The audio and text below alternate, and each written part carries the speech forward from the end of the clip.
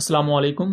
Welcome to M रात। दोस्तों, Bangladeshi army का एक डेलीगेशन उसने दौरा किया है पाकिस्तानी आईएसपीआर का। और ये Bangladeshi military officials basically national defence college of Bangladesh army से थे। एंड आईएसपीआर का दौरा करने के साथ साथ इन्होंने दूसरे हाई रैंक इंस्टीट्यूट्स जो हैं पाकिस्तान के, उनका दौरा भी किया है। यहाँ जो ऑफिशियल प्रेस रिलीज में अल्फाज चूज किए गए हैं वो बहुत ही ज्यादा दिलचस्प हैं। ऑफिशियल जो वर्ड रिलीज किए गए उनमें ये लिखा गया है, The delegation said the visit enhanced their understanding of Pakistan's defense capabilities and opened new avenues of trust and cooperation between two militaries। यानी कि बांग्लादेश ना सिर्फ पाकिस्तान के साथ कोऑपरेशन चाहता है बल्कि उसके साथ साथ इवन उन्होंने जो आईएसपीआर का दौरा किया है वो मीडिया टू मीडिया एंगेजमेंट को बढ़ाने के लिए है, ताकि दोनों कंट्रीज के पब्लिक टू पब्लिक रिलेशंस बेहतर हो सकें। अगस्त 2024 के बाद जब से शेख हसीना वाजिद की गवर्नमेंट, जो कि बेसिकली एक इंडियन प्लांटेड गवर्नमेंट थी बांग्लादेश में, तब से बांग्लादेश के ताल्लुकात चाइना, पाकिस्तान और तुर्की के साथ बहुत ज्यादा बेहतर हुए हैं। इवन दो कि पब्लिक लेवल पर तो पहले भी लोग इन कंट्रीज को अच्छा ही समझते थे, लेकिन गवर्नमेंट चूंकि इंडियन बैक थी, सो इस वजह से कोई भी पाकिस्तान, तुर्की जैसे कंट्रीज के हक में बोल नहीं सकता था खुल के।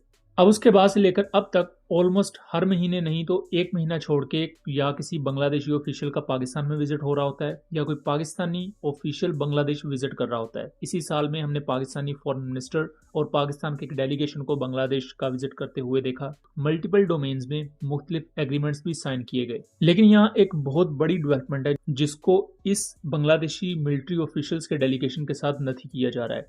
वो ये कि हमने इसी साल ये खबर सुनी थी कि चाइना और पाकिस्तान एक एयर बेस बना रहे हैं लाल मुनीर हट के एरिया में, जो कि बांग्लादेश में वाक़ है। यानी कि बांग्लादेश एयरफोर्स के लिए एक एयर बेस बनाई जाएगी जिसमें वो तमाम कैपेबिलिटीज और उसका इंफ्रास्ट्रक्चर उस तरह का डेवलप किया जाएगा कि वो एक नेक्स्ट जनरेशन एयरक्राफ्ट को अकोमोडेट कर सके। और इसके लिए चाइना फंड्स प्रोवाइड करेगा और चाइनीज और पाकिस्तानी कंपनीज ज्वाइंटली लाल मुनीर हट में वो एयर बेस बनाएंगी। अब लाल मुनीर हट के बारे में बता दूं कि यहाँ ऑलरेडी एक नीम स्ट्रक्चर्ड एयर बेस मौजूद है जिस पर एक सिंगल रनवे है और ये वर्ल्ड वॉर 2 में ब्रिटिशर्स यूज करते रहे हैं। लेकिन इसको प्रॉपर एयरबेस बनाने के लिए आपको यहाँ एटीसी टावर्स डेवलप करने पड़ेंगे, प्रॉपर हार्डन शेल्टर्स यहाँ एस्टेब्लिश करने पड़ेंगे, उनको कंस्ट्रक्ट करना पड़ेगा और वो तमाम इंफ्रास्ट्रक्चर वहाँ चाहिए जिससे बांग्लादेश फ्यूचर में यहाँ से एक 4.5 जनरेशन का एयरक्राफ्ट ऑपरेट कर सके। ये 4.5 जनरेशन एयरक्राफ्ट JF-17 ब्लॉक 3 हो सकता है, ये J-10C भी हो सकता है और ये भी पॉसिबिलिटी है कि बांग्लादेश ये दोनों एयरक्राफ्ट खरीदे एक हाई एंड लो का मिक्स मेंटेन करने के लिए। बांग्लादेश की तरफ से पाकिस्तान और सऊदी अरब के दरमियान किए गए स्ट्रेटेजिक पैक्ट की भी हमायत की गई और इसको रीजन के लिए और ओवरऑल मुस्लिम नेशंस के लिए एक बहुत बड़ा माइलस्टोन उन्होंने करार किया।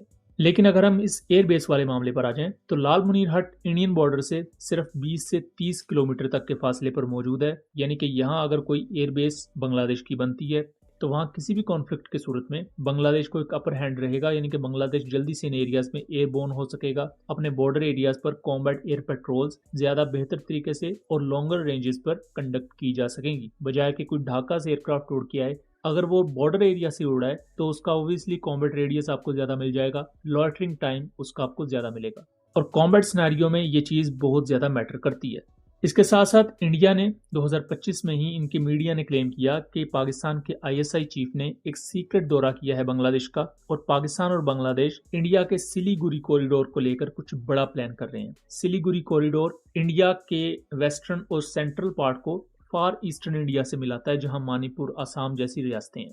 और इस वक्त अगर आप मणिपुर की सिचुएशन देख रहे हो और जो लोग हमें ट्विटर और व्हाट्सएप चैनल पर फॉलो करते हैं और इवन सेकंड चैनल पर भी हमने वीडियो बनाई थी कि रिसेंटली मणिपुर में एम्बुशेस इंडियन आर्मी के खिलाफ बहुत ज्यादा बढ़ चुकी हैं और इसमें मल्टीपल इंडियन सोल्जर्स भी मारे गए हैं। मैं कुछ खबरों का लिंक डिस्क्रिप्शन में दे दूंगा और इन्हें आप खुद जाके चेकआउट कर लीजिएगा।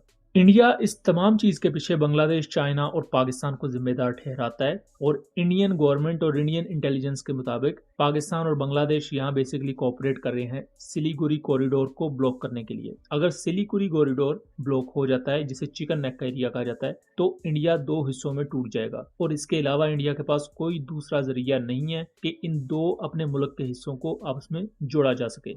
और यही चीज बांग्लादेशी प्राइम मिनिस्टर ने भी कही थी कि ये जो 7 सिस्टर स्टेट्स हैं, इन्हें अगर समुद्र तक रसाई चाहिए अपनी लॉजिस्टिक्स को बरकरार रखने के लिए, क्योंकि आपकी ज्यादातर तिजारत समुद्र से ही आती है, तो उसके लिए ये 7 सिस्टर स्टेट्स इंडिया की बांग्लादेशी पोर्ट्स को इस्तेमाल करती हैं। और जब से इंडिया और बांग्लादेश के दरमियान ताल्लुकात खराब हैं, इंडिया ने मल्टीपल प्रोजेक्ट्स भी बांग्लादेश में रोके हैं, सो उससे बांग्लादेश में भी एक फ्रस्ट्रेशन है। और असल मामला तो यहाँ ये है कि इंडिया सेम वैसे ही बांग्लादेश को कंट्रोल करना चाहता है जैसा कि वो माजी में करते आए हैं। अब वो उस तरह कंट्रोल नहीं कर पा रहे, तो ये टेंशन और कॉन्फ्लिक्ट जैसी सिचुएशन पैदा हो रही है। बांग्लादेश एयरफोर्स इस वक्त अपनी शायद तारीख में सबसे ज्यादा अपनी कमजोर हालत में मौजूद है, जिसके पास पुराने F7 एयरक्राफ्ट जिन्हें ऑलमोस्ट दुनिया रिटायर कर चुकी है वो मौजूद हैं, और बेसिक 4th जनरेशन के MiG-29 एयरक्राफ्ट जो कि अपग्रेडेड भी उस तरह नहीं है। इसीलिए बांग्लादेश एक्टिवली परस्यू कर रहा है GF-17 ब्लॉक 3 को या J-10C को, और यही दो वो एयरक्राफ्ट होंगे जिनमें से कोई एक एयरक्राफ्ट बांग्लादेश चूज करेगा। यहाँ ज्यादा चांसेस J-10C के हैं, बट ये पॉसिबिलिटी भी मौजूद है कि बांग्लादेश दोनों एयरक्राफ्ट के कुछ नंबर्स खरीद ले। और पाकिस्तान और बांग्लादेश में मिलिट्री टू मिलिट्री कोऑपरेशन भी बहुत ज्यादा बड़ा है। बांग्लादेश अपनी आर्टिलरी और टैंक्स के लिए एमुनिशन पाकिस्तान ऑर्डिनेंस फैक्ट्री से खरीद रहा है, और बांग्लादेश ने एक बड़ी तादाद में अपने टाइप 59 और टाइप 69 टैंक्स को अपग्रेड करने के लिए हैवी इंडस्ट्रीज टेक्सला के साथ एक मुआहिदा भी साइन किया है। और रिसेंटली बांग्लादेश एयरफोर्स के ऑफिशियल्स और बांग्लादेशी मिलिट्री जनरल्स भी 2025 के फर्स्ट हाफ में पाकिस्तान आए थे, जहां उन्होंने पाकिस्तान की आर्मी चीफ, एयर चीफ और नेवल चीफ से मुलाकात की। इवन दो मार्का हक में भी सोशल मीडिया पर बांग्लादेशी अवाम ने खुलकर पाकिस्तान को जिस तरह सपोर्ट किया, और उस डिजिटल महाज पर वो इंडिया के प्रोपेगेंडा के खिलाफ सीना सुपुर रहे।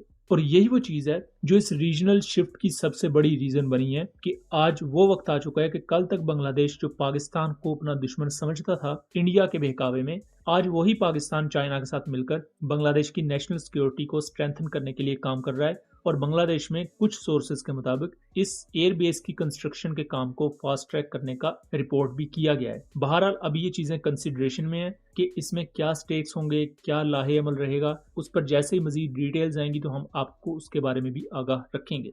सो दोस्तों, ये था एक एनालिसिस। उम्मीद करता हूँ चीजें क्लियर रही होंगी। वीडियो पसंद आई हो तो इसे ज्यादा से ज्यादा शेयर कीजिएगा ताकि इस तरह की मजीद इन्फॉर्मेटिव वीडियोस हम आपके लिए लेकर आ सकें। मिलेंगे अगली वीडियो में, तब तक के लिए अल्लाह हाफिज।